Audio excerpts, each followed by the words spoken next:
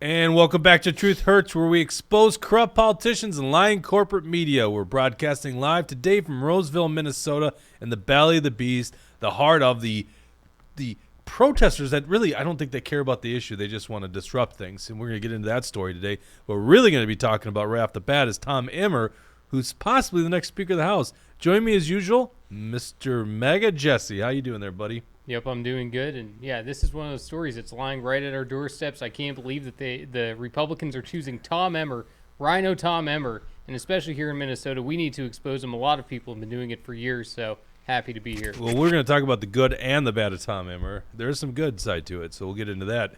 It's so good to have you back, Mr. Straight Lace himself. Some call him the blonde Matt Walsh. The Matt Blonde Walsh. I don't know where I was going with that one. The blonde Matt Walsh. How you doing there, William? Very good. Very good to be back for a rare appearance. Rare appearance? We'll see how rare it is. 2 weeks in a row. I don't know.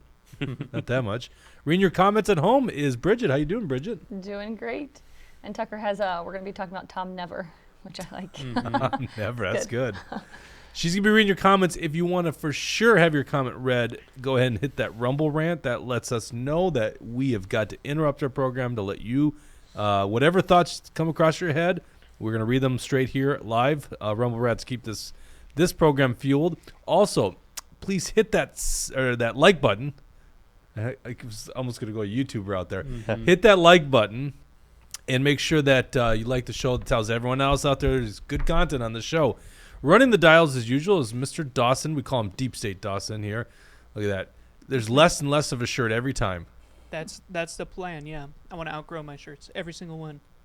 You know, guys my age outgrow their shirts for other reasons. Shut up, Brad Ganser. All right, so here we go. Tom Emmer. Who is Tom Emmer? We know him, right? There's a story of this guy. He's been in Minnesota politics a long time. You guys know he was in the House? Mm-hmm. The State House. State House, yeah. So that's kind of where he got his legs. You know, I think there was a story I was reading the other day about how he was upset running the family business in Edina and ended up getting some $30,000 levy against him, or not a levy, but probably some kind of fine or something like that. And basically that's what catapulted him into politics. So he becomes a state representative. By the way, Delano, Minnesota. So if you don't know the Twin Cities area, it's west of the Twin Cities, west of Minneapolis, in a very solid conservative area. Wright County, right? Very solid conservative. He basically runs for governor. Let's pull up this article. Go to actionforliberty.com. We have the story, the good and the bad of Speaker Tom Emmer, who, by the way, breaking news, just won the nomination in the GOP conference. Is that right, William? That's correct, but as of now, he doesn't have the votes to become speaker unless he works with Democrats. Well, explain to people what that means here. So the GOP did kind of a testing the waters moment when they did a roll call vote behind closed doors. Now, this is from Twitter, or X as it's now called, so take it with a grain of salt. But supposedly 25 Republicans voted for someone else other than Emmer, and most of those Republicans voted for Jim Jordan. So, do we have the names of those people? Mm-hmm. Yeah, Alan Banks. And this is according to who on Twitter? We're just going to call it Twitter today. Liz Elkind. Is that like a blue check mark? She's not a blue check mark, but she works for Fox. Oh, okay. Okay. So, Allen, Banks, Biggs, Brashim, Cloud, yeah. Clyde, Collins, Crane, Davidson, Good, Gosar, Green, Harshbarger. So no Gates. Jackson, Massey, Mary Miller, Max Miller, Corey Mills, Nels, Norman, Ogles, Perry, Roy, Self, and Stubbe. So, notably, no Rosendale and no Gates. Mm-hmm. Yeah, it's interesting, no Rosendale. And Ken Buck, who actually voted for Emmer, but because he hates Emmer? Was that? Well, yeah. He says that was a joke, but I don't even understand the joke. Well, that's the thing. I watched him say that in that interview, and then that was the CNN interview, and then he went on NBC with that black lady who did the debates. I can't think of her name, but she hosted the last debate against Biden and Trump. But when Ken Buck went on there, he was talking Emmer up. So it sounded like two different congressmen doing these interviews. So I'm not exactly sure what Ken Buck is. Well, he said the joke fell flat, which, for a stuffy politician, I'm sure his jokes would fall flat. I mean, these guys. We got a lot of comments here. Yeah, Let's go to Tucker those. really quick says he heard Gates voted for Emmer. Yeah. That's what it seems Yep. like. It seems like some of these MAGA people are falling in line behind Emmer, and it's really weird to see Gates is staying silent. And if Rosendale is doing the same thing, it is not a good sign of things to come. Yeah. So F. Sass, I guess that's how you say that, says, what do you want to know about Tom Emmer? He took $150K from Target Corporation when he first ran for governor against Mark Dayton, and he also took around the same amount of money from Best Buy. Well, let's get into that. I don't know what that means. Donors or workers of Target Corporation, you can't take actual real donations from a corporation. Well, don't they have a PAC? Because I thought they've given money to other candidates in the past. Or maybe not a PAC, but like some sort of independent Independent expenditure. expenditure committee? Yeah. I can't remember if Emmer did. I was just getting back from overseas when Emmer was running, so I wasn't that intimate to the campaign, although I knew some of the people. So let's go here. Go back to actionforliberty.com. You can go to actionforliberty.com, read the story. So Emmer basically started as a I think the thing that propelled him to big prominence in Minnesota is he ran for governor, as alluded here. 2010. He came within 9,000 votes, I think it was 8,000 and change, of beating Mark Dayton, which was huge. And that was the Tea Party surge year. So that's actually what started the GOP on its bankruptcy footprint. Like they basically spent all this money on a recall effort and all that kind of stuff and trying to get Emmer. Emmer did not win in the recall battle. By the way, recalls really don't change much in politics. It's because it's Wait, like you're saying that Emmer was running on a recall? No. I'm sorry. Did I say recall? Yeah. What's the word I'm looking for? Recount. Recount. Okay. Yeah. Like I said, I woke up. I got a little head cold from my kids. Yeah. And so this isn't working as well as it usually does. What, your face? His face. I know. As soon as I said that, I'm like, just toss that one up there. My God. I could just hear the comments. Does it ever work? Jeez. By the way, you know, a liberal rag Minnesota reformer had to watch our program. Mm-hmm. They had It to was a slog slog, through it. Yeah. We'll get to that story. That's really funny. I love it. Okay, so Emmer ends up running for governor. In the recount, loses the recount. It's like 8,000 to 9,000 votes. Not a lot of votes. That's what is that, a 0.4% margin? It was very close race. Okay, and basically since then the Republican Party's been just pitiful. Can't win crap. So Emmer then parlays that run and that popularity to a job in talk radio, and I think everyone loved him back then, right? Like he was really good. Tom Emmer was great on radio. And that's probably around the first time I really got to know Tom. Tom I probably met just a little bit at the end of the campaign, but I wasn't that involved. But as a radio show host, very beloved by people. He's a very skilled politician. You got to understand that. And very likable, as most politicians are. The best politicians are very likable because they're winning popularity contests, right? It's simple as that. So then he takes the opportunity when Michelle Bachmann says she's not running again, and he runs for Congressional District 6. Now, if you understand Minnesota, let's see, Congressional District 8 makes a lot of sense, 7 makes a lot of sense, 1 makes a lot of sense, 4 and 5 makes sense, 3 is kind of like gerrymandering, and 6 is a joke. 6 is so crazy. I should have had this ready to go so people could see Congressional District 6. But when I remember prior to the 2012 redistricting, Woodbury, I lived in Woodbury at the time, that was part of CD6, and it went all the way to St. Cloud. So basically, you're hugging around the Twin Cities, and then you head up northwest. And then you cover around the western part of the cities where Delano is. Now it's moved up to Hugo or whatever it is, I think. Not even Hugo. Hugo's CD8. Yeah, CD8 now. But essentially, it's still a little different. It just, we lost, CD6 no longer encompasses our area. In fact, Michelle Bachmann got districted out of her district because she lives outside, not that far from where I live, Lake Elmo, Stillwater area. Is that why she didn't run again? No, because you can live outside the district, but Well, you can. in fact, her district office at one point wasn't even in the district because it got I mean, it is what it is. You sign a lease, right? Mm-hmm. Okay, so Emmer runs for that seat and instantly becomes adversarial to the grassroots. We had Tom Emmer come speak to a lot of our events, right? People got to know him. People liked him. my cohort Jack Rogers was big Tom Emmer guy, right? And he goes back to Washington, D.C., or goes to Washington, D.C., first time elected. And the first vote he takes, John Boehner for Speaker. Yeah. And I remember we called him on it. We like, this is betrayal. You talk all this stuff about fixing Washington, D.C., and you vote for that guy. Because at that point, everyone knew John Boehner was crappy. John Boehner was just allowing the Obama agenda to go forward. And so we had kind of an adversarial relationship once Tom Emmer went up to Washington, at least from the start. We haven't really interacted too much with Tom Emmer. I remember it was an event, and he had a selfie stick. He was going around with a selfie stick, and he got a picture with me. I was like, all right, what the hell? Let's get one with Tom Emmer. Yeah. Access. Okay, that's a lot of bad talk on it. Let me give you one of the good things. I see there's a comment. What about his scorecard? So we'll talk about that too.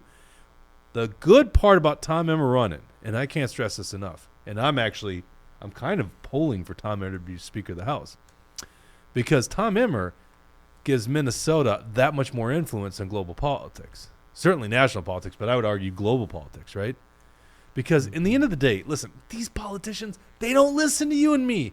They don't. It's the global elites that run the show, right? The politicians are just little pawns. They're not pawns in the game. They're chess pieces. We're the pawns in the game, right? The global elite do not care about us. You've seen this right on the stage with Israel and Palestine and Ukraine and Russia and the inflation we're seeing. They do not give a crap about you and me.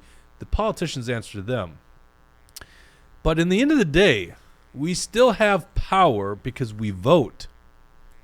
And in Minnesota, and we were talking about this right before the show. Oh, yeah, I forgot. Davis and Emmer was the name of the show. Yeah, I totally forgot about Bob Davis. And Bob Davis was good. Then he went kind of like way conspiracy. Is that guy even around anymore? I haven't heard about Bob Davis in a long time. That's right, Bob Davis and Tom Emmer. Tucker says, with the state of Minnesota right now, is that a good thing, Jake? For us to have more influence, I guess? You and me, I'm going to say that. Okay, fair point, right? Fair point. But, for us that live in Minnesota, it's good to have more influence, right? I don't think there's been a speaker who's faced a caucus system. Like in Minnesota, any one of you guys can go to your caucus, let's just say in this case the Republican Party, on, what was that, February 27th, something like that, of 2024. You can go to caucus and become a delegate. And then that group of delegates in Congressional District 6 decide who they want to endorse for Congress. And so you have the power, and you and a lot of other conservatives, if Tom Emmer wins the speakership and just allows the Biden agenda to go forward and breaks all the promises to conservatives, you guys have the power to say we're not going to endorse Tom Emmer. And that's the hugest blow. And I don't know any other dynamic in recent history where a speaker is facing that. So that's the good of a Speaker Tom Emmer. Now let's get back to the bad of Tom Emmer. You talk about voting record. What do we got for voting record? We've got the debt ceiling increase, the continuing resolution compromise, and plus all the budgets under Trump, which were terrible and grew government. You got voting for same-sex marriage. Go back to that article here. I've got the list here. And you could probably look up congressional scorecards as well. Vote, well, that's not just same-sex marriage. That's to codify same-sex marriage in anticipation of the Supreme Court. That's right. Getting Yes, rid of exactly. It, which is never going to happen. But and then, as you alluded to, and I got into this part of the article a little sooner. Tom Emmer, and a lot of you guys probably know this. Maybe some of you don't. He was actually paid as a spokesman for National Popular Vote by a leftist group. Okay, which says to me one of two things. Either at the time, and this is like 2011-12 era, I guess they put 2010. I probably have that wrong. It's probably just after 2010. Tom Emmer either believed in National Popular Vote, which seems crazy. I can't imagine he did, right? But maybe believed in it, which would really give Democrats a leg up in presidential elections. They're already winning the popular votes, right? Hillary Clinton won the popular vote, right? So it's not good. And then the Democrats would change their strategy and it'd be even worse. Or he doesn't have any core principles, and so he's basically a sellout to the highest bidder.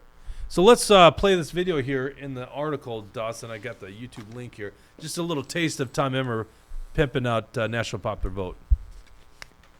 Well, Tom, I really thank you for coming and being part of our process here in Pennsylvania. We're looking forward to having some hearings and get this momentum going. We're we're doing a lot of dialogue with emails back and forth, getting the message out. So it's an interesting journey that we're on. And do you have anything more to add or finish with? No, I wish you a lot of luck. I just hope that your colleagues, conservatives, Republicans in general, I hope they will study the issue. Don't let emotion in the belief that just because this is the way it's been done, this is the right way. Open your mind up and look at the Constitution. If you believe in the Constitution, if you believe in states' rights, I believe that ultimately you will come to the point where you'll start looking at it from the perspective that this is exactly what the founders intended. They wanted to give the states the opportunity to change this and do it the way they think it's supposed to be, so it works for a fair outcome for all. And then the other thing is tell your colleagues, be careful, because Donovan McNabb is going to have a All right, renaissance. stop it in there. Minnesota. Yeah, there's a politician with a joke. And I chose that segment because I think that's interesting. His job, getting paid for that, is not to just promote it to the general electorate. It's to go to the Republicans. Now, I know this group. They hire lobbyists. And I actually debated one. The guy was a quote-unquote Republican and debated him on a show back in the day on national popular vote. Me obviously taking the stance of it's a very bad thing for us, right? It's a bad thing in case you don't know the issue, because the concentration of our population are in big cities where Republican votes are few and far between. And so the Democrats just change their strategy and bring out the vote in those metro areas. Becky Hack has a comment she throws in. Sure. She says, popular vote doesn't matter. The people don't elect the president. I mean, in the end of the day, Well, nowadays, the Electoral College, I mean, it wasn't this way until recently, but the Electoral College now is forced to, let's say for Minnesota, the 10 electoral votes are going to go to the winner. You used to be able to, let's say I was an elector for Trump and Trump won, and then I wanted to vote for Ron Paul instead. That used to be allowed. Now the Supreme Court says that you can't have faithless electors. So, basically, the system that we have already allows for the person who wins the majority of a state to get the electoral vote. So it's ridiculous that they want to do that on the national level, because we already have a popular vote system, just state by state. Yeah, I think what Becky might not understand here is that Tom Emmer is advocating for a policy change here, and that he wants to essentially eliminate the Electoral College or go around the Electoral College. So, yeah, the popular vote doesn't matter right now, but Tom Emmer was advocating to change that. I don't know what she's trying to say, actually. I thought she might be saying we don't elect the president, the ruling elite do, right? Mm-hmm. I don't know, and there's a lot of truth to that, right? One last thing on Emmer here in terms of the bad column. Think about his jobs, okay, since he's been D.C., right? He's the majority whip. That's the third in charge right now. So you're the majority whip. It means you literally have to whip votes for the establishment. That's your job. Can you be principled as a majority whip? I don't think you can. No way. Right? So you're basically making deals to get bad, shitty votes out there. So it's not like you only vote. Unless you have great bills coming up on the floor and you're trying to whip the votes for really incredible things that are going to, cut the size of government. Unless you're doing that, which is not what Tom Emmer was doing. Then, being the majority whip means that you have to be a rhino, try to force people to vote for things that are not conservative. Right. And so it's like the debt ceiling increase, terrible vote to take. He's the one whipping the votes. He's the one going over there and getting people to vote for it. Think about this. He also ran the NRCC. Now let's go back to Action for Liberty. It's the third paragraph to the bottom. A lot of people know him as the guy protecting the rhinos, the establishment, for primary challengers. And so you can see there's a hyperlink here. He even cautioned Trump in 2021 of supporting primary challengers of Republicans who voted to impeach him.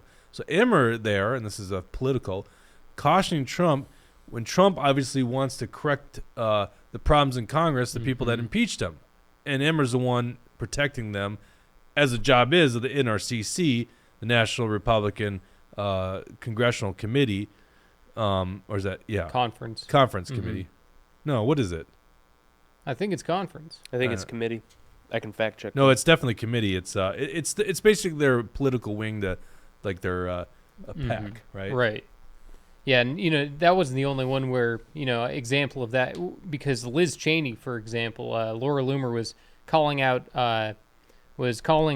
Tom Emmer for this very thing one time. She was at one of these big donor events. She was calling him out. She was asking him, why is Liz Cheney not on the list of rhinos that we need to target to get out? And, Tom Emmer was saying, we're not targeting incumbents. We're not doing the primaries. But, of course, the NRCC was buying all these cans. There's an example in Wisconsin. His name is slipping my mind right now, but you can see that Tom Emmer totally bought this guy out, and this guy is, doing whatever he's Van told. Orden? Yeah. Derek Van Orden. You can totally see that, because Tom Emmer was giving him all this money, Van Orden was promising, I'm going to be a conservative fighter when he gets in there. And then it didn't happen. Why? Because he was backing Tom Emmer. He was one of Tom Emmer's biggest allies when he was trying to be the majority whip. So when we see Van Orden and all these others being bought out by the NRCC, it just shows how much money plays a role in politics. We have a Rumble rant from K-Wall for Life. It says, what are your thoughts on Senator Klobuchar pressuring Amazon to stop Alexa from using Rumble, Substack as sources of information? I didn't even know Yeah, that. I didn't know about that Well, either. you have to stop that. There's so much fake news on Rumble, right? Jeez. So I just, when the comment came up, I looked into it. Yeah, it's real. And Klobuchar on October 19th released a statement. As we approach 2024 elections, we write to express serious concern about recent reporting that Amazon Alexa, a virtual voice assistant tool relied upon by millions of Americans, is repeating false claims about the outcome of the 2020 elections and to request information about your ridiculous. efforts to combat this troubling content. It doesn't seem like they reference... Now, maybe it's in a different part of the statement. I'm just reading about this from a news outlet, but it doesn't seem like they cite Rumble specifically, but I'm sure they're definitely talking about Rumble. And Truth hurts, of course. Perhaps she should stay in her lane, right? What does the government have to do with that? Shut up, politician. That's true. Yeah, and that's one of those things. You probably shouldn't have an Alexa in your house anyway. You don't want Yeah. Amazon, and you don't want a spy device tracking your every single word. I You got one probably of those. shouldn't have one. What is the Google one? I got one Google of those. Home. It's Google Yeah. Home. Yeah. I've I got both I a got couple one of of those for those. Christmas. It's still in the box 4 years Oh, later. really? I'll Yeah. take I like it. mine. Do you? You want it? No, I'll Oh. take it. Sure, no. Oh. I had dibs on it. It's I literally I like run. I don't after want those it. things. Should I do a push-up contest? Who gets it? You guys are so principled. Yes. Here. Yo, put the Oh, listening device. Yes. By the way, Well, here's the it's not thing. lost on me. Yeah, exactly. Like, That they is a already listening hear device. everything I we're know. saying. That's true. Carl Nelson says Alex Jones had it on his show that Alexa said there would be no 2024 election.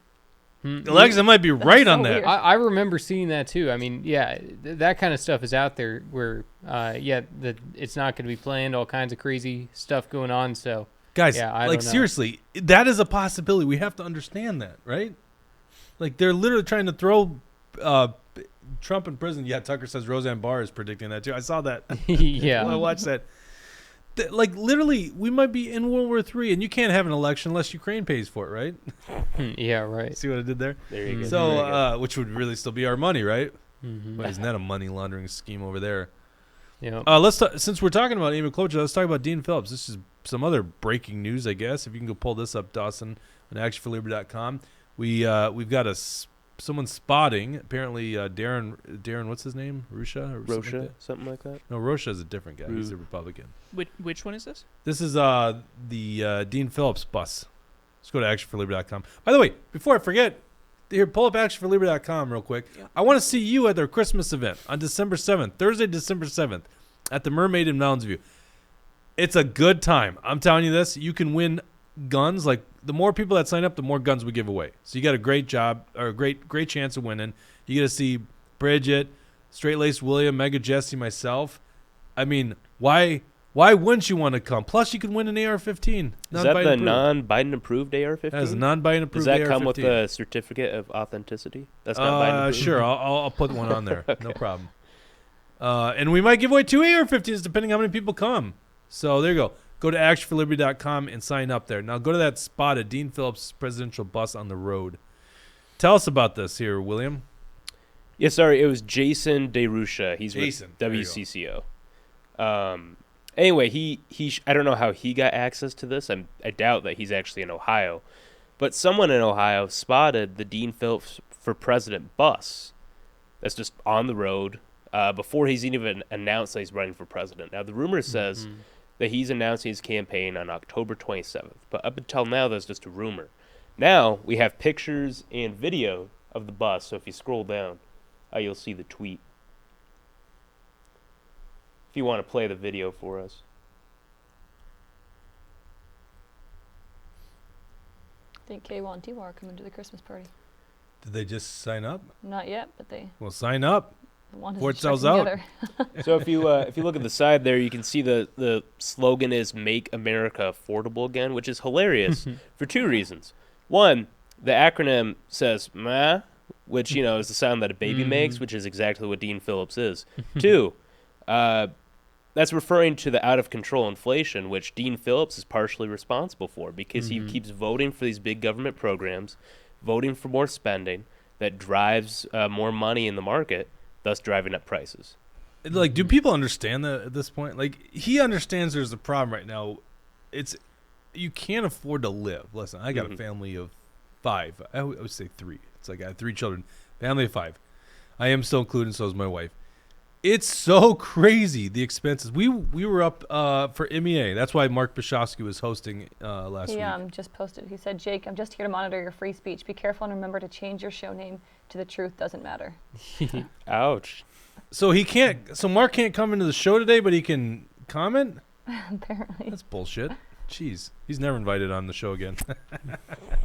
So, MEA, we're going to, we stopped by KFC. When was the last time you guys went to KFC? I can't Gosh, remember. I don't know. Like the $20 bucket of chicken, that is not a thing anymore. Not even close. It's insane. I could not believe the prices of Wait, how much was the bucket of chicken? like $42. You're kidding. No, I am not kidding. I Jeez. am not kidding. It is crazy. I mean, I'm telling you guys something you know. So here's Dean Phillips. Yes, he's recognizing the problem that he created. See, this is the thing. These guys aren't really calling the shots, okay? These guys are just tools for whatever the global elites, the bankers that run the whole show, right? Like, look at this. This is why my viewpoints nowadays, conservative, libertarian, whatever the hell you want to call me, that's like how I navigate the world of terminology when it comes to, I guess, ideology, maybe. Maybe that's the way I look at it, but here's really where I'm at. I'm just pro people. I'm for the regular guy. I am so sick of these people screwing us over. And the politicians, a lot of them aren't smart enough. They're just like tools of the ruling elite. Like, clearly someone's running the show in the White House right now, and it's not Joe Biden, right? So these guys are doing the bidding of the Federal Reserve and the big banks. And they just print money to oblivion. There's no fiscal conservatism. Let's get back to this. The speaker debate, right? You and I were talking about before we went on air. This is a good thing. Everyone's acting like this is a bad thing. The Democrats are like, oh, Republicans can't get things straight. And Republicans are like, oh, my God, all this infighting. We're not unified. It's 20 days. And meanwhile, it's like this whole system is dysfunctional. And so if it's dysfunctional, why do we want to get back to normal so quickly? The Democrat solution, all 212 vote lockstep for Hakeem Jeffries. There's no change. Well, there may be some change, and it's far worse, right? And the Republican establishment, no change. The system's broke, so it's actually good that we're having this stuff. And it could have happened a long time ago, but they want to just, lay the red carpet out for Kevin McCarthy, and so this didn't happen two months prior to them taking office. Sorry, I cut you off there. If Emmer becomes the speaker out of this whole thing, then this whole opportunity was wasted. This whole thing was for nothing. It would mean that Matt Gaetz kind of let us down. It would mean that the whole thing was just a show, because Emmer is worse than McCarthy. McCarthy is better than Emmer. And, Emmer, he is such a tool. He is such a liar. He was out there saying, making it seem as if Trump was supporting him for speaker. That wasn't the case at all. Trump was, Emmer was not endorsed by Trump, and Emmer has never endorsed Trump either. Emmer's not behind Trump for 2024. Why would Trump ever be behind Emmer for speaker in that situation? Doesn't make any sense. What are you going to find? Well, it's a clip of Trump talking nice about Emmer the day he filed in the New Hampshire primary. A reporter asked him. I saw the version that you wanted to send out to everybody because, What version? It's the video. No, you didn't send the full video. You didn't send the full thing. Because Trump goes on further and he says the only person who could win the votes in the for speaker, the only person who could get all the votes is Jesus Christ. So he was going on saying that, and how does that make it better? Well, no, your interpretation of it was basically Trump is propping Listen, up William Tom didn't Emmer. share the part where he was being sacrilegious, so I wanted to be sure that was included there. Come on, no. You were saying that. And listen, I'm pro-Trump. I love Trump, but he's not God. He's not our savior. We don't need to treat him like that. He's capable of making flaws. Do you have to like do the Trump Do the hand Trump- gesture? Yeah. Yes, Say you like it's Trump? so many such cases where I have to do the hand gestures, and you would like the hand gestures too if you were a true patriot, Jake. Oh yeah, I guess I'm not a true patriot then. huh? Okay, but here's the thing. You're making it sound like Trump was, propping him up in that whole thing. He didn't endorse him. He said, he's praising me. He said, Tom Emmer called me up. I guess he's my biggest fan. He said that to me. How is that? That's so Well, funny. see, that's the nothing problem. wrong. Trump loves when people butter him up, and that's all. That's really all it takes to gain his approval, because But he's he didn't- endorsed he didn't people get who've been his rhinos in approval. Congress. He didn't get his approval. You remember when Trump was making calls for Kevin McCarthy way Yep. back in January? And look at what he's doing with Tom Emmer, because he's out there posting videos exposing Tom Emmer for supporting the national popular vote. I mean, what you're trying to propose is like totally fantasy. You're trying to make it sound like Trump is behind Emmer. Trump is not behind Emmer. He he got asked by the media, "What do you think about Tom Emmer?" He said, "I spoke with him on the phone. He praised me." And you're right. Trump likes getting his ass kissed. There's nothing wrong with that. And Tom Emmer has to do that in order to have any kind of chance in the world at this whole thing. Well, so at the very least, Emmer's treating it like an endorsement, because he went on Twitter, retweeted this video, and he's like, "Thank you, Mr. President. I look Yeah. forward to being Speaker of the Sad. House." Yeah, It's exactly. sad. Well, it's very sad. sad. Right, it's pathetic. But Trump's endorsement's not that great. Jim Jordan was endorsed by Trump, and he Which failed. primary all the people that voted against Jordan. Like, I think that's a great incentive to. You could say this person voted against the Trump endorsed candidate for Speaker. There you go. They are the reason that gridlock is or just Jim continuing in Jordan because he's the Washington. most popular. We pulled Yeah. our people. We did a little flash poll and we got 91% wanted Jordan. Like, Oh, really? If you took Wow. it, yeah, Emmer was in there. We had one vote for Emmer. Yeah, and also, One vote for Trump has McCarthy. been after Emmer for a while. When Emmer was trying to become the majority whip, Trump was behind Jim Banks. Jim Banks is the U.S. Senate candidate in Indiana. So, a lot of the MAGA people were already against Tom Emmer prior to any of this, just when it was a vote for who's going to be the majority whip. And William, you'd even listed Jim Banks on that list of people who are still willing to oppose McCarthy on the floor. Now, what the next move is, getting back to Dean Phillips, are there going to be Democrats who are going to, not vote, who are going to vote present on the floor in order for someone like a Tom Emmer to get the necessary votes? Some people are saying Dean Phillips is already suggesting that he might do I thought he's something on a like bus that. in Ohio right now. What? Yeah, exactly right. No, and that's the thing. There's Republicans, Democrats, and then Democrats. Which is an Emmer with a D in front. So the Democrats are the ones who are uniparty, going to push Tom Emmer to be the speaker. And if the very first thing that happens with Tom Emmer becoming the speaker is him working with the Democrats just in order to be able to get the votes to become speaker, that means that he's completely toast from the bat. If you have to use Democrat votes in order to become the speaker, you shouldn't become the speaker. The Republicans need to figure this out within their own party. It needs to be all within them. And, Trump has made it 100% clear, maybe not clear enough for William, but he's made it 100% clear he's not behind Tom Emmer. He re-truthed the stuff that Laura Loomer's putting out there. I don't know what else Trump can do to make you happy, William. He's doing everything right. I'm actually kind of happy with him right now. I don't know. It sounds like it. I'm not. I'm just speaking the truth, and the truth hurts sometimes, Jesse. Oh, What- well what was the- played. what so was- Dawson, I'm done with this conversation. Jesse, Uh-huh. or Dawson, do It's you his want to show. go to? Yeah, it's his show. My If you friend, go to line 8, hold on, I my won't- my 80-year-old friend Kush is texting me. Kush. Does Kush? Yeah, I know Cushman is his actual name. Does Kush not realize you can actually go? Kush, you got to go Is Kush on. watching? What's that? Is that person watching? Yeah, he's Like- watching, but he's texting me. Go on the thread, Kush. Kush likes to say he's 20 years old with 60 years of experience. you talking about on Rumble? Yeah, I sent him a link. Oh, okay. Don't you love it when you get texted like live on the show? It's like, I kind of got a show Yeah, to go. we all Just have a a hang. mutual friend who insists on texting our group chat instead of commenting Is on this the live Brad? stream. Brad, you talking about? No, he's No. talking to Tushy? someone else. Liberty Someone else Longer. who'd get mad if we mentioned their name on the show. Liberty? No. Oh, T? Yeah. Oh, yeah, well. Yeah. Would he be really that mad?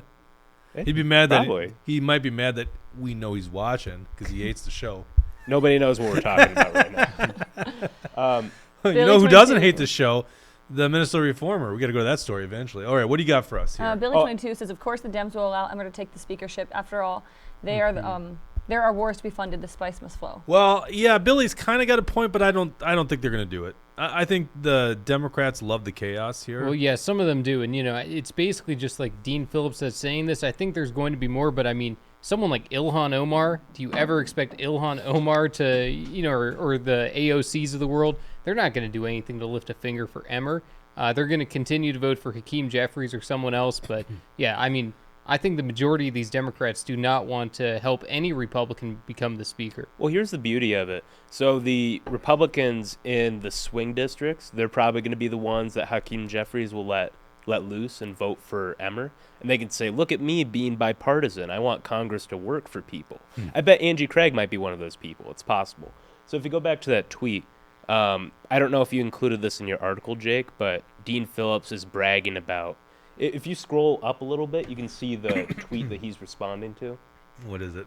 It's from Edina Indivisible, which is some lefty group. Huge lefties. Anyway, Dean Phillips is bragging about how Tom Emmer's one of the speaker candidates who voted to certify the 2020 election. Yeah, yeah, we put that in our article too about the certification of the election. So he's like openly campaigning for Emmer. And I guarantee, like, Dean Phillips is a bit of an odd duck in Congress. But Very odd duck. He can't be the only one that's thinking this. Yeah. Mm-hmm.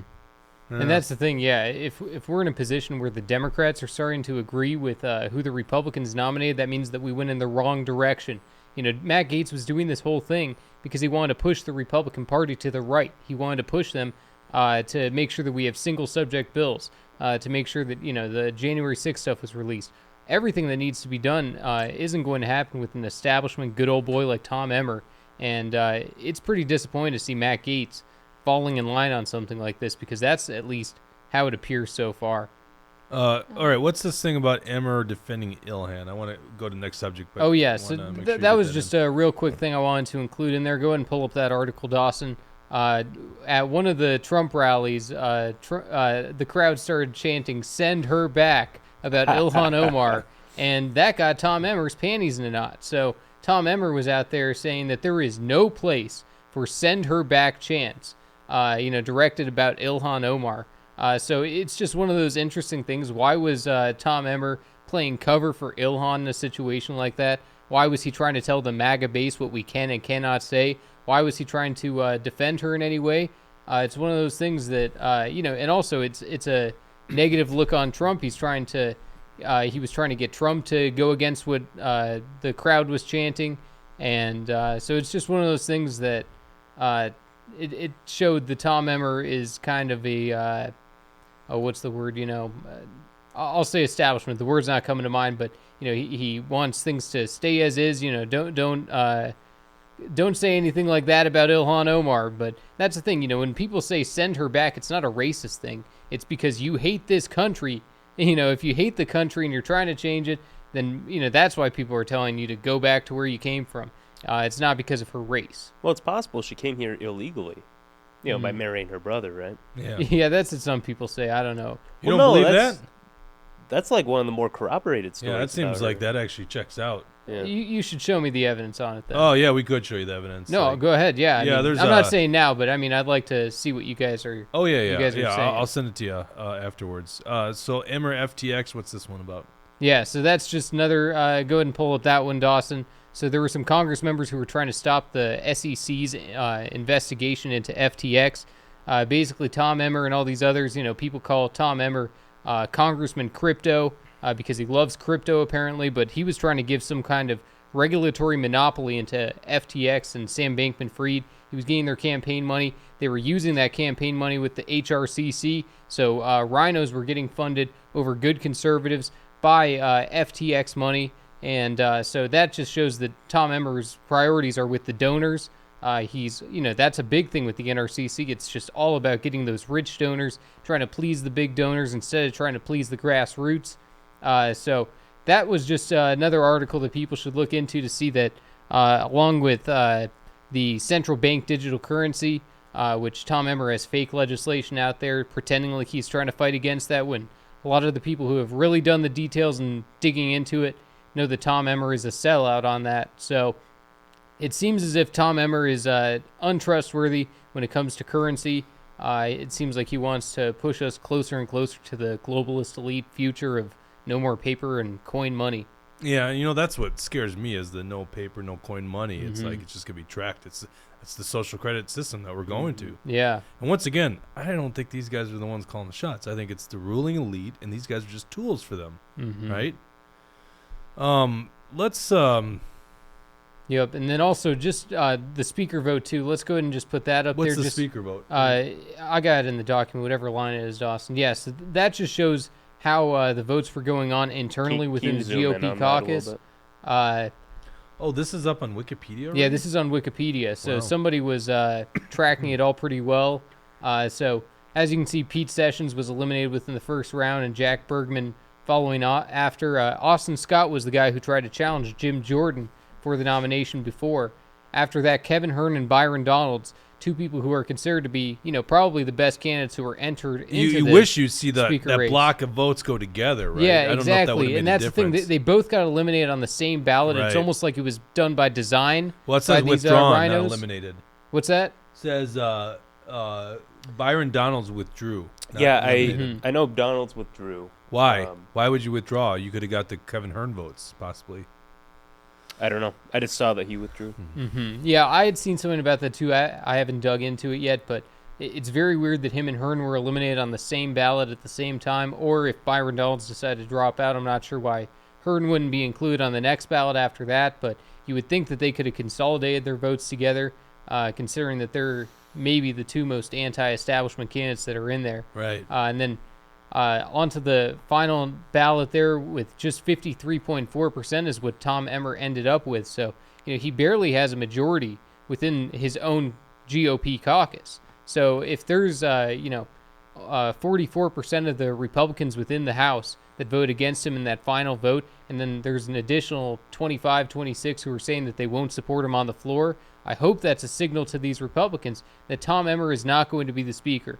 And unless he has Democrat support to try to pull it off, or unless he can, wheel and deal some of these Republicans and swindle them into voting for him, I don't think he's going to become the speaker. Okay. Who do you want to be speaker, by the way? I would, of the options, I'd probably choose Byron Donalds. Yeah. I don't know for sure, Because you can't go back to Jim Jordan, is that the thing? Or you No, really big on him? Or I'm okay with Jim Jordan. I don't really care who it is necessarily. It's just as long as they're anti-establishment, they're going to push the right stuff. They're going to get the job done on everything that Matt Gaetz was describing in the very beginning. So let's go to comments here. Yeah, there's quite a few. Andy Parrish says Republicans need to stop putting up old white males. Why not rep Kay Granger? Andy, you're an old white male. What are you talking about? And Kate Granger was one of the rhinos who voted against Jim Jordan. So definitely not her. You know what? I'd be okay with that, though. Byron Donalds. He's like a younger black guy. Right, exactly. It would be the first time in a long time that the Republican Party wouldn't look like a bunch of out-of-touch old white people, Not that there's anything wrong with old white people, by the way. Out-of-touch people is what I said. You want to hear something funny? So Andy used to be Michelle Bachmann's chief of staff. That's who Andy is. Mm-hmm. And we went to college together. We had Since she's not a rhino. Andy doesn't follow politics much these days. Oh, okay. Don't worry about it. So Andy and I used to have a radio show on college campus. I've been doing this and pissing off the powers to be for a long time. They actually can't. So Andy ends up, he graduates a semester before me. I take over the show, and I get canceled the second week into it. I've been canceled so much. Like, it goes back to college. All right, let's go to some more comments here. Brad says fatigue is Emmer's biggest ally. Let's see. That's true. That's a really good point, and I hate to credit Brad Ganser for ever having a great point, but I'm going to now. Fair is fair. Brad Ganser, great point. Mm-hmm. I think he's probably out of good points. He's out of good points. So. He's been like one for 10. Mm-hmm. And let's see. T. Hall says, don't they use phrases like send him home in political ads? Not sure what his issue is as far as Emmer goes. Liberty Loca says, why did Trump call Tom Emmer a winner? No, I like Liberty Loca's other comment. Why did Trump support McCarthy? Yeah, Go that explain too. that You one never there, answered Mega that Jesse. one when I brought it up. Okay, because we've been over it a million times. I mean, I don't want to be repetitive on the show of us just talking about the same By the way, thing over and over and over In again. response to your comment, you might want to see Donald as speaker. I want to see Donald Trump as speaker. I still think that's something we should be talking about. Oh, okay, Yeah. you're the real conservative here, William. No, I mean I don't want to get into the McCarthy stuff. We've been over it a million Yeah. times. But the audience wants to know. Liberty Local wants to know. Go on Truth Social. You know. All right, follow. What is it? Mega Jesse on True Social. Yep. What is it? So Jesse's telling people to educate themselves. Is that what I'm hearing? You got The it. same thing that the liberals Well, say about he's telling gender him to go. nonsense. Yeah, just that's fair. All right, we got to talk about this. Let's go to this protest that happened in Minneapolis. What was this, Sunday or Monday? Days just going together. It was yesterday. It was yesterday. We had MEA plus an extra day because parent-teacher conferences, so it's all blending together for me. MEA, for those people not in Minnesota, there's a teachers conference in October. I'm a big outdoors and big hunter, right? So I love it. Get to take my kids out. We were duck hunting, we were grouse hunting, fishing, called Blast and Cast Weekend, hunting and fishing. And all the teachers gravitate towards St. Paul for a big conference, and about this many go to it. So it's just a built-in vacation basically for everyone in the education system. But I love it, as having kids in school. Okay, this is a protest. No, it's October 22nd. It says up there, Dawson. I am wrong. Truth hurts. Truth hurts. Truth hurts. That was great. And we could be wrong on our podcast, right? Even Mark Bashowski can be wrong here and there, right? We'll get into that story after this. I love Mark, by the way. He did a great job hosting. I was trying to watch as much as I could on the right up there. This is a protest gone bad. October 22nd. This is, well, it was posted at 10:12. Obviously happened way before this. This is drone footage. Some of you guys have seen the footage of the guy in the vehicle scared out of his mind when these protesters were basically smashed his window. This basically tells the whole story. I'll point out that the audio is a pretty crazy mashup of just people screaming and yelling. So Yeah, I was kind of like, there's no way that drone's picking I'll that put a up. little bit of it in there, but you'll get it. I see your comment, Andy, and I'm not responding to that. I'm right here. I know.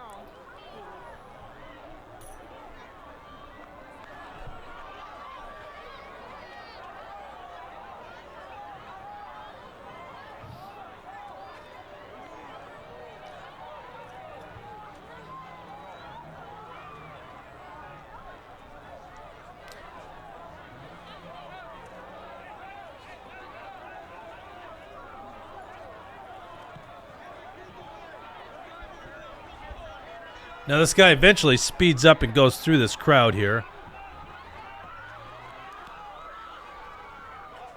There you go. Now this is interesting stuff.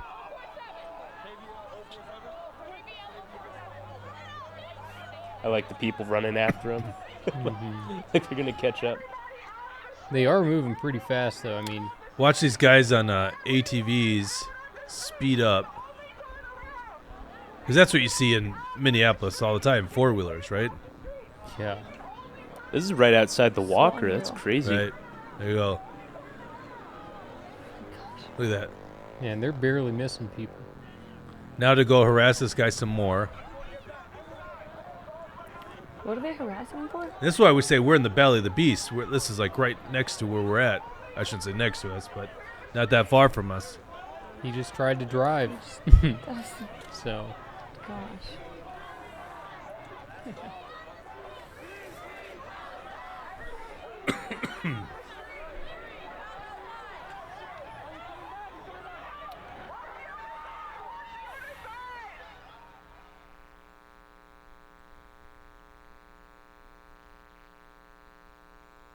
And then don't they show footage on the ground after this, Dawson, or am I forgetting For a that? little bit.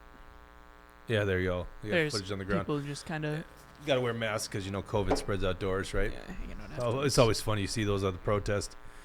So is this the clip where you see the Hamas flags? No, but there are images of Hamas flags out there. Right. Which what kind of lunatic would be displaying a Hamas flag in the Right. United And I'm not States? endorsing this protest, by the way, but like it's someone's right to protest. Probably not like this because it looks very violent and not peaceful, but carrying a literal terrorist flag out and about. That's insane. Becky Hack says, "Isn't it great to be a refugee sanctuary state?" Yeah, no kidding. Yeah. Jeez. For real. You'll make Brad's day if you read that comment. I know. there. I saw it. Do you want me to read it? Sure. Okay. He says, "I was able to clip Jake saying I made a great point, and it's now my ringtone." I mean, that's what happens when you make one good point ever. So there you go. But yeah, I mean, blocking a street like that, it's the worst form of protest in the world. I hate seeing stuff like that, and it's so stupid. Nobody should be, blocking a street, and you're asking for trouble. They're all getting violent on that one old guy. It's an old guy just trying to drive. Who knows where he's trying to get to, but you shouldn't be having, violent protesters trying to stop you. And, they're all beating on his windows. They're all trying to get him, I'd say start running them over. What else do you do in a situation like that when they're threatening your life? I think you got to take them all out. That's what I'd be doing at least. I can't why blame did you them have to go there? Jeez, Mega Jesse. Well, I'm saying if I'm in a car and there's people who want to kill me, I'm driving over them. J. Patrick You know? Houlihan is going to write about that. Apparently, we're going to get written about again here. And by the Yeah. way, I hope you don't do that because this will be used as evidence against you now, right? Well, Yeah. it's. I understand your point. I don't endorse that, but I understand your point. Glad. No, I'm saying it's, only if I'm I feeling put up the threatened. banner that's Hold not on, endorsed hold on. by William. No, I'm saying. Thank you. Hold on. Thank you. I'm saying only in the situation where your life is threatened should you do something like Well, that. was that guy's life threatened there? It was getting close. Yeah, you. But you, is it you close? never know. I mean, Close? Hard to judge. hold Should on. he Anybody ran him could have. over? Hold on. Anybody could have a gun, and then all of a sudden you're dead. Okay. You start running these. You start running these people over. Hey, what happened to that guy in Texas that was getting prosecuted? Didn't he get sentenced? The Uber driver, the off-duty soldier. Remember that Oh story? I yeah, don't I think remember I that. think he got sentenced. Yeah, and Abbott was supposedly going to pardon him. I should follow up on that story because that is kind of a case what you're talking about. But here it didn't look like he was in imminent danger in terms of his life. Well, Who he knows got what they out would have for done a if second, and that's yeah, you are. You never know when you have 1,000 people surrounding you. Anybody could have a gun. Anybody is trying. Everybody's trying to, destroy your car so that you can't leave. And if you can't leave, what are you supposed to do then? Well, so You here's know? the thing: it's a lose-lose situation because, you let the crowd move in on you. It's a potential that they beat you up and kill you. Mm-hmm. If you fight back, or if you try to defend yourself, you become public enemy number one, and Yeah. Keith Ellison is prosecuting you. yeah. Right, or Like, Moriarty. You guys see Yeah. Tucker's what was I gonna say? Twitter show on the Derek Chauvin case. In I've been saying this for what a have you while been now. saying? I've been saying that Derek Chauvin was unfairly prosecuted. Not saying that he's innocent at all. And I know you disagree with me, but people are talking about how the autopsy showed that he died of a fentanyl overdose. He Yeah. died of both. He died of fentanyl Well, they're and saying being that choked this out. was a lie. That it basically didn't happen. All right. Because and also that the cops that were kind of standing by were unfairly prosecuted. Now we know that the prosecutors who were assigned to the case resigned because they didn't want to unfairly prosecute these people. Yeah, it's an interesting story, right? Mhm.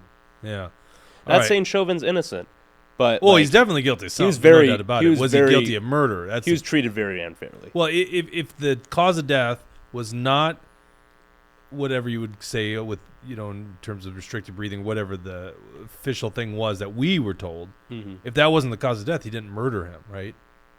But he did something. I mean, he certainly shouldn't be in uniform anymore, right? Right. Like this guy's an innocent dude. But his life's ruined. Yeah, yeah. And I don't know. The fact that they're also come after him on federal hate crime charges is just insane. to His me. life is ruined, but also so is the guy who he knelt on for too long. Say Okay, his but, name. like- Say his Oh, name. gosh. I forgot it. Nope. Say his name. I forgot it. Okay. All I could think Hand of in was there. Derek Say his Chauvin. name.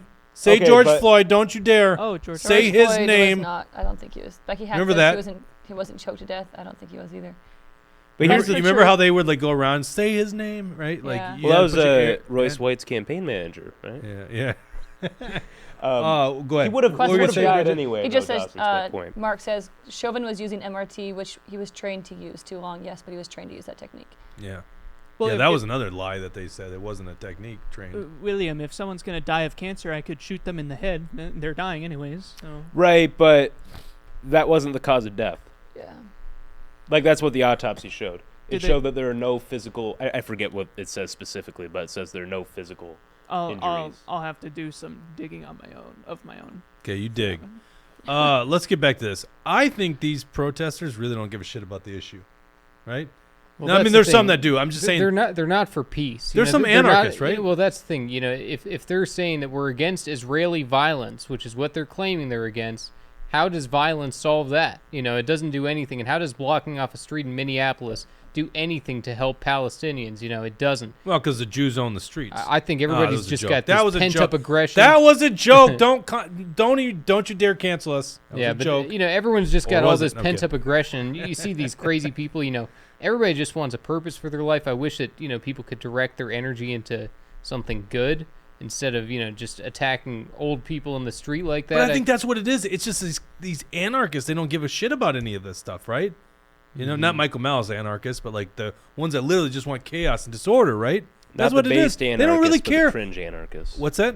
Not the based anarchists. Yeah, but not the cringe based anarchists. I love that. Is Base Minnesota falling today? Yeah, I think so. I thought I saw a think comment in there. Made a comment at some I point. love the comment section. It is just where is beautiful. Even Based? Andy Parrish writing today. I mean, what are the odds of that? You could I say also it's saw a pop comment rock. from Dave's right. Appreciate you watching, Dave. Who's Yeah, that? A few in there. He's Yeah, someone who's from my Dave's right? BPOU. Well, there you go. My BPOU too. He said, Dave's right, said if you're 18 to 32, boys and girls are going to war. That's what really gets me. So I'm actually, I haven't found a home. I'd be curious what you guys think about this, but tell me if I'm wrong on it.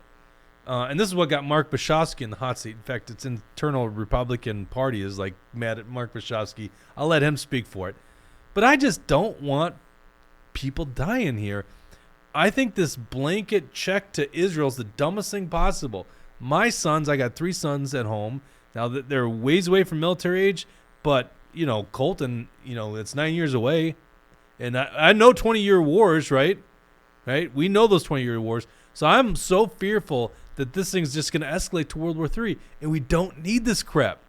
And so this blanket check to Israel, as if Israel can't do any wrong, is so wrong. And it's like you can't have a nuanced opinion today. It's like you're praising Israel and just say the Nikki Haley, it's attacking America too, which it's not. It's not attacking America. That's bullshit. So you can't have that opinion. Otherwise, you are anti-Semitic, you hate Israel, and you're pro-Palestinian, which is dumb. Because you know what? You know who also sucks? Hamas. They're awful.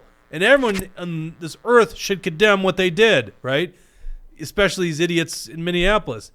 But it's like, how about the innocent people on both sides of the aisle, or both sides of it, right? And you can understand the people that are basically in an open-air prison in Palestine or in the Gaza Strip. You can understand their rationale in how they maneuver the world in this thing, and you certainly don't want the kids and the women and the old elderly dying. You take up arms, it's a different story. You can't take up arms. That is a nuanced opinion that it seems like the media doesn't want you to have. And here's another one. I'm going to get on a rant here. The Republican Party put out this just ridiculous email here. I got to read this here, and then we'll talk about Mark Bashofsky. Wait, Jake, is your rant covered? My rant's someone not covered. gave If you you a want me rant? to Whoa. finish this rant, you got to do a real rant. He says, careful, Jake. ADL will come for you. Yeah. Well, okay. Well, they're coming for Bashofsky, right? Apparently the Jewish coalition's upset at the GOP because Bashofsky came on a show and he dared talk about this stuff openly. I'm not going to shut up about it, right? Because honest to God, I don't pledge allegiance to Israel. I don't also pledge allegiance to Palestine. In fact, I don't give a shit about the Israel. I would burn the American flag if all that flag represented was politicians. See, the flag represents a lot more than politicians to me. It represents liberty and freedom, and it's a great experiment. But if all it did is represent the rulers of America, screw that flag in a heartbeat, right? Because those rulers are corrupt individuals. They're just doing the bidding for the ruling elite. And guess what that's doing? It's sending our blood and our treasure to spill blood overseas, and they don't care about you guys. Do you notice the prices of goods and services going up? Dean Phillips running on Make America More Affordable again? It's because of them. These stupid global banksters robbing us. Did we have a tax increase under Biden? Not technically, but yes, we did. We had a massive tax increase. You know what that is? It's called inflation, right? When your dollar buys less stuff, maybe they didn't actually collect more from the IRS, but they taxed you. It's just in the price of goods and services going up. So let me go to this image OP. I don't know why I can't find this thing. Real quick, I Go want ahead. to comment that Jake was worried about being low energy at the beginning of the show. Well, And he's doing very well. Fires me up. And Bad Hat Harry. Gave us Oh, a wow. $50 Rumble rant. Says, last show I can watch for a while, but I'll see you at the Christmas party. Oh, thank Oh, you so much, yeah, Bad thank Head you. Harry. we'll miss you, That Bad made my Head day Harry. right there. I guess we'll see you in like a month or so, though. Where is this email? Maybe I just look up Israel. This was like, have you guys noticed that Imin GOP just been so off brand lately? They're just trying everything else. Here you go. Imin GOP, good evening. So this is, we support Israel. That's the subject line, but the DFL doesn't. I'm just going to call bullshit on this article right away, okay? Mm-hmm. And is this from David Han? Nope, it's just from the Imin GOP. Good evening, Jake. And they got a comic strip, by the way. It's input billions of dollars. It's got Iran inputting billions of dollars from the Obama and Biden, and then it's going to missiles towards Israel. Oh, real clever, guys. Mm-hmm. Which, by the way, wasn't that proven false, too? The recent attacks on Israel by Hamas have shocked the world. These atrocious acts following the release of $6 billion in frozen assets to Iran by President Biden require immediate attention and action. The Imin GOP is, by the way, it requires our immediate attention and action. Guess what the immediate action is? You can go down to the bottom, contribute today. Like www.donateimingop.org/stand with Israel. No, I didn't give them a promotion. No one that watches this show is clicking on that. Don't worry about it. That's what they say. Like, that's the immediate action. Contribute to the Imin GOP. Now, this is what they say. The Imin GOP is steadfast supporter of Israel, and we advocate for Israel's right to defend its citizens and land, which I agree with, obviously, if you understand from Israel's perspective. Recognize Israel's profound historical and religious ties to its territory, identify terrorist acts by groups like Hamas and Bearers to Peace, and believe in battling global anti-Jewish sentiment through supporting Israel. Not too controversial in those statements. Unfortunately, DFL cannot say the same thing. That's where you're lying to me. Mm-hmm. It's a uniparty. They're just as bought and paid for by whatever strange global elites want to support Israel. They are doing the same thing on their side and condemning the radical leftist crazies with the Hamas flag in Minneapolis. What was the Ken Martin, the DFL chair? Who did he get in a little spat with last week about this? Oh, wasn't it a Minneapolis DFL chair or something like that? Do you know what I'm talking about? I think it might have been some of the city council members who were endorsed by the DSA. If I the remember. DSA, that's it. That's exactly what it is. They condemn the DSA's talking points, right? Which I didn't get through too thorough on it, but even the Democrat Party in Minnesota is like, you can't have a nuanced opinion. It's like we have no home.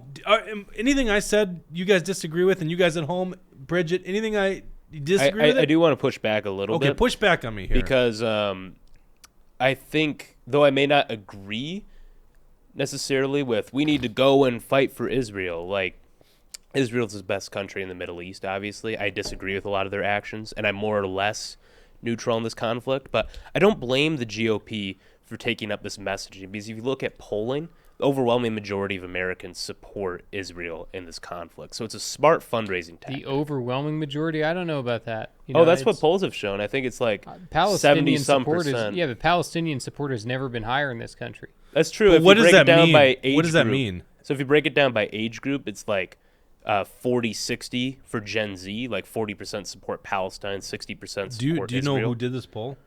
I mean, they've done multiple polls on this. Here's the ABC News. I'm looking this up on the fly here. Because I'd really be interested what the... I mean, the polls showed the same thing at the beginning of the Ukraine war, to be fair, and that, like, Americans got around fatigued 70% by that, American adults said they were following news of the war either very closely or something. Okay, that's not what we were looking at. Mark is in here commenting about it.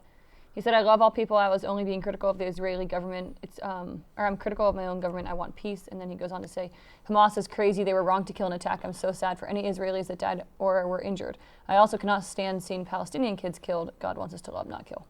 And I love what he just said. It's like, it's really the politicians that are the problem. Like, somehow we can't be critical of Israel. We're critical of we started the show being critical of Tom Emmer and being critical of the U.S. Congress. And we're critical of Joe Biden. But we can't be critical of Israeli politicians? What are you talking about? So Israel's one of those, I will be candid here, this is one of those okay, issues. hold on. Let's do. We got the William Candid segment coming up. Yes, thank you. I love how you preface these things, segment. William. Yeah. I miss you so much. Aw. You got to be here every Tuesday and Thursday at 1 o'clock, right in that seat. By the way, if you like this episode, Live on hit Rumble. like. Yeah. Hit like.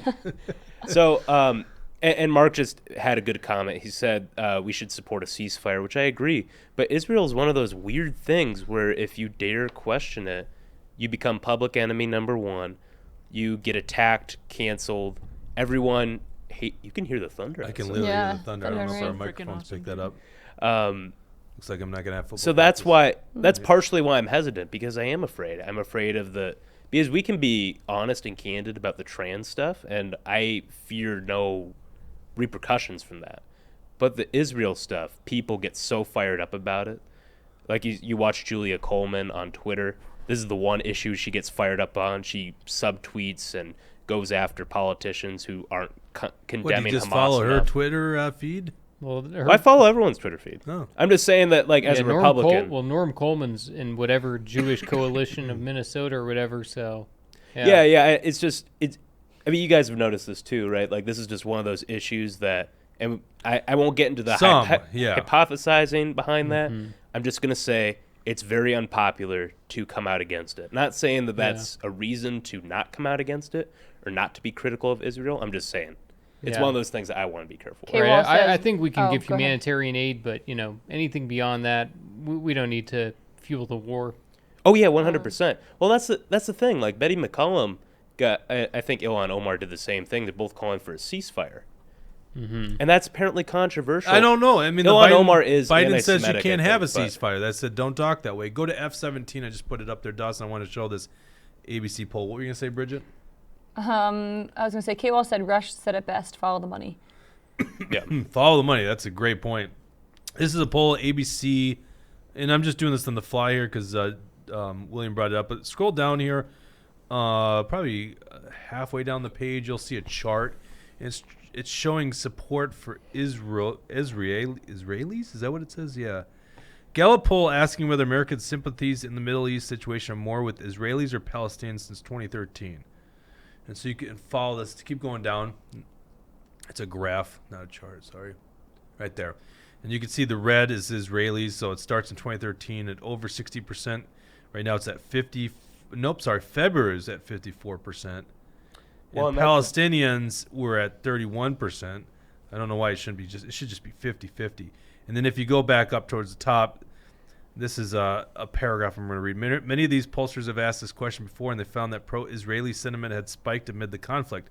For example, according to Fox News, registered voters went from sympathizing with Israelis over Palestinians by 59% to 24% in May of this year, to sympathizing with them 68% to 18% this month. Which, by the way, yeah, they were brutally attacked, so you do sympathize with that. But it's just like you also can't ignore the dead, the poor innocent lives in Palestine. And it's like we're not told we can have these nuanced opinions, but I think, and this is why I looked this up, because when you brought this up, I'm not so certain it's really people are against us. What we're saying here, Well, so because that I question think you and doesn't I are necessarily speaking the same tune, but we're coming off with different tones.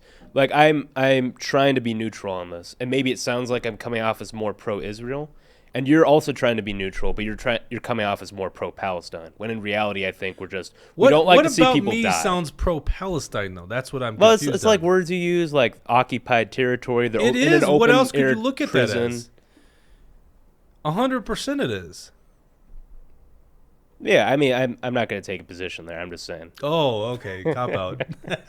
it was a cop out. I'll give you that. I'll let Dawson do the defending there if you I want. don't think to. Dawson's gonna. Can you deny that? That's what's going on. What are you guys talking about? Well, like honestly, like you have to understand. I think it's good with global politics to put yourself in the place of the people, and then you can understand the rationale here. Like one of the things that really got me, and maybe why I'm this way right now, is I still remember the war drums after 9/11. We have to go into Iraq, right? Like that was a joke. It was a lie. It was not a joke. It was a lie. So I remember this stuff. I remember it clearly. And so, nowadays I like to put myself in the perspective. Why did Osama bin Laden attack the United States, right? Why did he do it? And we were just told by the elite and the media it was because they hate our freedom. It doesn't even make sense. But that's what they said. They came over here and attacked us because they hate our freedom. It's like bullshit they did. They came over and attacked us because we're in the Arabian Peninsula. We're in their holy land because Yeah. of our geopolitics. It's blowback theory, and blowback theory is obviously what's going on. So put yourself in the perspective of these things, and maybe you can understand why people are doing certain things. So And it Osama seems like bin too many Laden people gave don't a want to put speech. themselves in the perspective of the Palestinians. If you live in an open-air prison in one of the most densely populated areas, you can understand their perspective. Now, that doesn't mean you take up arms and kill innocent people in Israel, right? But you have to understand that they're not all bad people. Sorry, Jesse, I cut you off. I lost it. You lost it? You had it? Oh, shoot. Sorry Yeah, about that. I think I just want people to stop dying, and the United States should not be encouraging. Like, Israel is retaliated. Can we get back to it? I know things weren't great where they were before, but I think we should be encouraging some sort of ceasefire if we can. Not that it's really any of Isn't our that funny damn that business, that's quite not frankly. a valid but- position nowadays? Like, you sound pro-Palestinian. Or anti-Semitic, as Mark said earlier. There you go. Or anti-Semitic because you want a ceasefire. How dare you? Don't Right. they have a right to defend themselves? Can't they blow up hospitals, William? How dare you Well, call for a so ceasefire? that's supposedly fake news. Supposedly. That's I don't know. that's the thing is we don't know what's real. I just still don't Right. believe that 40 beheaded children. I think there's so much fake news. you Yeah, know? yeah. I don't But know. there's no doubt there's dead innocent Palestinians today, right? And Israelis. Like, And dead people on Israelis, both yes, sides. 100%. It's very yes, sad. 100%. Well, just in the same thing in the Russia-Ukraine conflict. I'm not pro-Russia. I'm not pro-Ukraine. I want people to stop. I'm kind of anti-Ukraine, though, just because of... Yeah, but we are pro-Ukrainian people. You just have a corrupt, Right. shitty government, right? Yeah. It's a big money laundering scheme over in Ukraine. And there are valid questions And when it comes Putin's to a Israel. terrible guy, right? Yes. Yeah. But you know, I just don't want to see you. And this is the other fucked up part about it. Sorry for my language. America's foreign policy in Ukraine is prolong the war so more people die, so you starve the beast, which is Russia. Oh, that's a great policy. Sucks to be a Ukrainian. Yeah. So we're just not going to have peace for how many Well, years? it's like we didn't learn anything from Afghanistan. Like, prolonging these conflicts doesn't get you anywhere. Well, I think we did learn stuff. I think when Well, you say that, we the American people. yeah, the American people, Yeah. because they know what they're doing, right? They know. But hey, these the guys calling the PhDs shots. who run the military know better than us. What's supposedly. what's this thing about Joe Rogan? Tucker says Joe Rogan had a journalist on talking about the perfect storm of events that led up to this attack. Oh yeah, I haven't heard that episode. I want to watch that episode. I don't know if you guys have talked about this on the show before, but like there are valid questions as to why Israel didn't see the attacks coming, which is a very valid question. Oh, okay. Well, I'd be very interested because I feel like they did, and they let it happen. Right. Have you guys brought this up before? Yes. Okay, you have. Okay. Yeah, because that's something that I can't get over. Dawson, I'm emailing you right now. I totally forgot to send this to you before, but I got to read this. Hold on one second. Your former story. This is too funny. Becky Hack says, who gave the Arabs a warning of what was to come and time to evacuate? Who did? Yeah. Well, apparently, they gave warnings like leave that, the buildings, go to city centers, and then they blew up the city centers, right? Unless that's been turned out to be fake news too. I don't know. I need Lexa to tell me what the truth is. Sorry, I need Klobuchar to tell me what the truth is. That's just that's the way I'm going to sum this up. Is like this is a very complex issue. No one's got the answer. I'm just so freaking sick of these people going, that's anti-Semitic. You must be pro-Palestinian. There's some crazies clearly that you're taking this issue and using it to do their chaos again in the cities. Okay, so I think that should obviously be condemned. But I also think the Republican and Democrat establishment, which basically has no nuanced position here, they're way out of the mainstream here. And I don't know what polls would actually show this, but I don't see anyone like pushing back at us in the comments. Do you, Bridget? Like, I think you guys get it. I think you understand it. What we're saying is not extreme, but you understand this. Probably it. Well, let's go to it. Let's look up the Reformer. This is a liberal rag called the Minnesota Reformer. This is from their this is from the Daily Reformer. I got to pull it up on my computer here. I actually do think I'm being the contrarian today because they are a liberal rag, but they occasionally do some good reporting that like the mainstream media won't touch. Yeah, they actually talk about a lot of our battles, which is good. I like that. Brad says he disagrees with Jake and Jesse, but does not consider them pro-Palestinian. Well, see, that's what I said. Brad Genzer had one good point. Oh, gosh. That would be two I good suppose points, Tucker right? and Tucker and Becky Hacker. Pull this up. This is from the Daily Reformer newsletter. Can you zoom in on that top paragraph? I'm gonna try, but it's not playing well with me. Apparently, with some contention inside the Republican ranks, because Mark's actually on the state exec council for the Republican Party. Oh, I forgot about that. I was wondering why they cared about. Well, they cared, yeah, because how dare we yeah. have Mark say his opinion on something? Image GOP officials pretty sure it's the Jews. Speaking of anti-Semitism, see right there. Speaking of anti-Semitism, that's that. You could just tell the brain cells in these people's heads, right? This is J. Patrick Coolican, who used to write for the Star Tribune. I was reminded recently of a 2022 Q&A with Yair Rosenberg with the depressing title, "Why Conspiracy Theorists Always Land on the Jews." Here's Rosenberg. By the way, I think it's pretty obvious why they always land on the Jews, because there's a lot of people in influential positions, Hollywood, Washington, the banks, that are Jewish people. By the way, those people are just as corrupt as the Christian ones that are running the show too, right? The average Jew is probably a decent person who's just trying to make a better living for their family, even though they killed our Lord and Savior. No, I'm just kidding. That was a joke. Shut up. That was a joke. I'm teasing. I honestly, I think. In here, or is it? Yeah, no, sorry. I think we need to look past some of these things. And once again, I'm just for the average guy. I don't care if you're Jewish, you're Muslim, you're a Christian. The ruling elites want to divide us as much as possible, and we fall prey into it a lot too, right? I think that's a lot of what's going on with the LGBTQIA plus thing. It's just a division. They want us divided, right? And while we're divided, they fund their wars, they launder their money through these things, and they continue inflating the money supply and robbing us of our wealth. Destroying America, the one bastion of hope. All right, so anyhow, he's saying, in the days following the Hamas attack in Gaza, I slogged through an episode of The Truth Hurts. Do you guys at home feel like you have to slog through these episodes? I feel like I feel like it's a this good is show. a slog for me. It's entertaining. Man, just being here. Well, you were asking all these questions about when you were gone, so Yeah, I'm clearly, kidding. Yeah. you don't even slog through the show. I do occasionally. I tune in. I actually tuned in during Occasionally. the school day back when I was.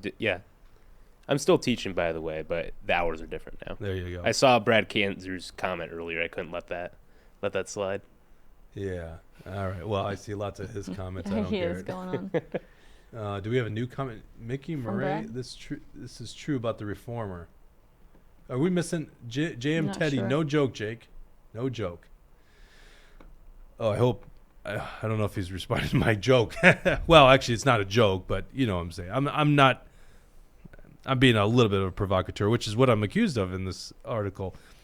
I slogged through an episode of The Truth Hurts with host Jake Duesenberg, longtime right-wing provocateur and president of Action for Liberty. You can find it on Rumble. Well, thanks for watching the show, even though you had to slog through it. Am I a provocateur? Is that what I am? I would take that as a compliment. Would you say, Bridget? Am I Probably a provocateur? somewhat. A little bit? At times. I Now do you're provo- not as troublesome as the Minnesota GOP tries to make you out to be, but Yeah. Yeah. you know. I'm really a unifier as much as I can.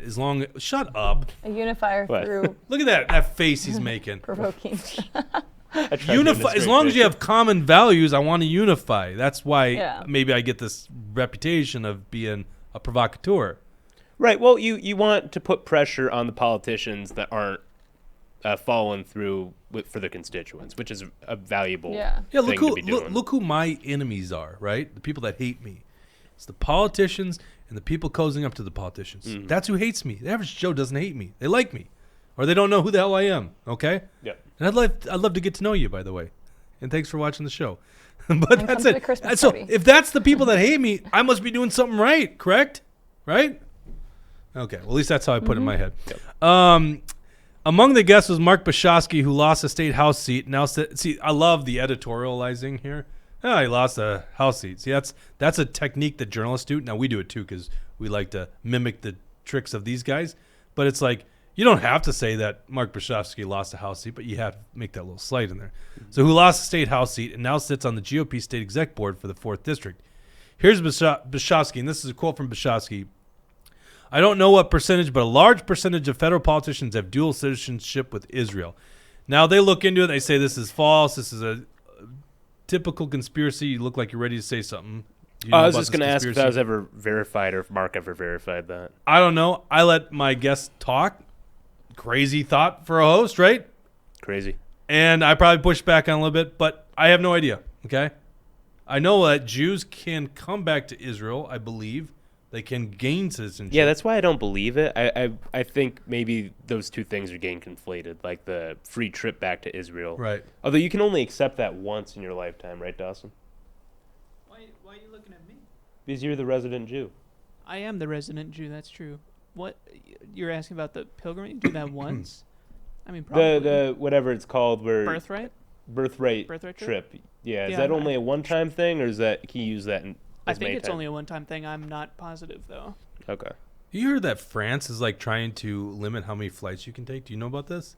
No. To fight Out or global. in? What's that? Out of the country or in the country? It like within the country and stuff like that, or maybe even out. It's Oh. crazy. Yeah. What brought that to your mind? You were talking about flights. You had a Jesse You acted like moment I'm there. out of the far end on this one. Bishosky, who also has the type of wrong opinions on the pandemic and the vaccines. I didn't click on the link. I should click on the link.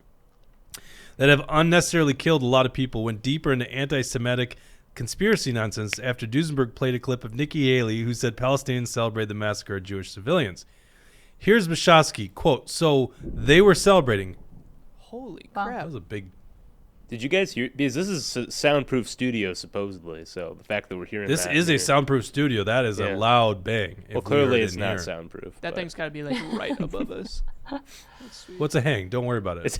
That is definitely going to be our shirt, isn't it? It's a hang. I think we should do it. Yeah. All right. Here's Bishosky. So they were celebrating. You know what that made me think of? Should I say it? The Israelis that were celebrating when the Twin Towers dropped. End Oh quote. my gosh. Now, what? Oh my God, what? Oh! I thought they were saying never mind. Keep no, going. that's what Bishosky. Now, he's Yeah, gone I down read that. wrong. He's gone down that lane. It's interesting. I don't know much about it, but Mark and I had a nice conversation. I'm like, I want to see more proof, right? Validate, like valid sources on it. Anyhow, who gives a shit? He could be wrong on it. Duesenberg and the other guests on the show are skeptical, and Bishosky responds, all right, I will send you verifiable evidence of that. You haven't heard of that? Oh, the things people don't hear. He then goes deep. The thing is, did they know it was happening? That's the problem. That's a rabbit hole you can't go down. Duesenberg, to his credit, well, thanks. I'm glad I got your credit. Mocks Bishosky, clearly there's a rabbit hole you can go down. Now, here's what I find funny. He slogged through a very entertaining show. This is what we do on the show. We have fun. We give each other shit, as seen with William and myself. We're trying to find the truth in this thing. No one here knows the truth about everything. All we're looking at is World War III is erupting. Looks like it could be World War III. Yeah. And we're trying to navigate these waters. And the mainstream media and this left-wing rag, you have to have an opinion inside here. And if you step outside of here, you're anti-Semitic or you're pro-Hamas. It's like, nope, there's a nuanced opinion here. We can have this conversation. Yeah, Mark might have gone way off the deep end on some of these things, but that's okay. And he might also be right about these things. Who knows? Show me the evidence. Let's look into it. Certainly, we can't just trust everything the media says, right? And we can't trust everything the officials tell us. You guys remember the Hunter Biden laptop story when 51 intelligence officials, like CIA and former CIA directors, said this is Russian disinformation? Actually, they didn't even say that. They were like clever. This smells or reeks of Russian disinformation. They lie all the time. They lie. true. We don't even have the right narrative on 9/11. Now, I'm not the kind of guy that goes off to these wild conspiracies on 9/11, but we don't have the full story of 9/11. I think you guys know that they redacted, was it dozen pages of the 9/11 Commission report? It's top secret. Well, never we can't mind even the see it. billions of dollars that went missing from the Pentagon like 2 days before 9/11 happened. Yeah. But hey, it's just a But coincidence. the commission was a fake investigation anyway. So Correct. the fact that any truth had to be redacted from there, is surprising. But yeah, I mean the entire investigation was a scam designed to lie to the American people. Right. I will say of the Mark wants email. us to. Oh, he might be for somebody else. Play the above video now, please. Easy enough. I don't know if that's for now though. 15-minute video. No, Oh, he I think Oh, put, it's not the the dancing Cob- Israelis video, is it? Corbett report. Oh. Suspects dancing Israelis. This is gonna get us taken off of YouTube if we Yeah, play maybe it. I don't. think. I don't know. Oh, like we. I will care. say with the quotes in the newsletter, whenever they quote Mark, I imagine like a Alex Jones voice. Like it's just how it's set up. Yeah, but see, that's the beauty of Mark is he's got his own voice, right? No, it's great. No, I Yeah. love Mark. I think he's very entertaining and he's very informative. I love him more for the vaccine stuff, but It James seems like there's a Corbett butt in there has- somewhere. Corbett has some views on Israel and Jews, so I don't know about that one. Who does? James Corbett. Corbett. Oh, is that who Mark recently interviewed in here? Yeah, that's the video. Okay, I haven't watched I that. think- Sorry, Mark, I I haven't think watched he's that gonna yet. have him on again too, as far as I know. Oh, that'd be great. All right, let's go to comment section and then we'll finish off this show because this was entertaining. And you're right, Yeah. I thought I wasn't going to make it through the show. You've But done a good somehow job. I slogged through it. You slogged through it. Some people heard our thunder apparently. Yeah, apparently the- that was just The like show. audible, which is crazy because these mics are super good and this room is really well padded. So I don't know how that got through. Yeah. Let's see. A lot of back and forth. Zetatron says the truth is we live in a greed-based system ruled by power-hungry, corrupt criminals. Mm-hmm. Amen to that. Yeah. He did the thing where he called me out for being on my phone. You gotta talk into the mic, bro. Oh. You're leaning Da- all the way away when you're saying that. Dawson did the thing where he called me out for being on my phone, even though Do you notice how, like, out of it, when we were discussing really important stuff here on the show, you know, the audience was into it, and he's just like, oh, this is boring. But now that we're, like, just Me? casually talking, no, Dawson. Oh, Now that we're, like, just casually talking about this stuff, he's back into it. Yeah, you know why? I thought this was the issue that got you interested, though. Israel? Well, Yeah. I've already figured out that I'm not really changing any minds here, so I'm not putting any energy towards But it. wait, hold on. What do you got to change my mind on? I'm much more of a hawk on this stance where it's like I would prefer to You got to take off. not soon. have a ceasefire and that kind of thing, which just is not the common take. Napkin Which is Nader fine. has a. Okay. We have a Rumble rant from Napkin Nader, $10 says, cheers to the opposition writing about the show. There you go. Yeah, no kidding. Well, Yeah. by the way, J. Patrick Coolican, you can come on the show. Let's have a discussion. They never do. But we'd love to have any left-winger, Rhino establishment person. We're not afraid to talk to anyone. Come on the show. We'll bring you in. Or Zoom in, whatever you want to do. So there you go. Real Nunya Business on YouTube says, nice job, guys. I'm sharing this all over. sweet. Well, thank So you. thank you. Okay, Yeah. so let's end on that. Dave's right really quick says, I'd love to talk. 911. 911. We went down that road. So, Please like this on Rumble or YouTube or Facebook, whatever you're doing. Share it around. Let people see it. It's the best way to grow. If you like what you hear here, like this is what we're trying to do. We're trying to understand the truth, right? And sometimes the truth hurts. So true. But what you're not going to get here is a canned talking points that the corporate media gives you. All right? We got lots to talk about. We'll be back on Thursday. So Tuesdays and Thursdays at 1 o'clock, live here in Roseville, Minnesota. Thank you very much for tuning in, and we'll see you on Thursday. Andy Parrish had that.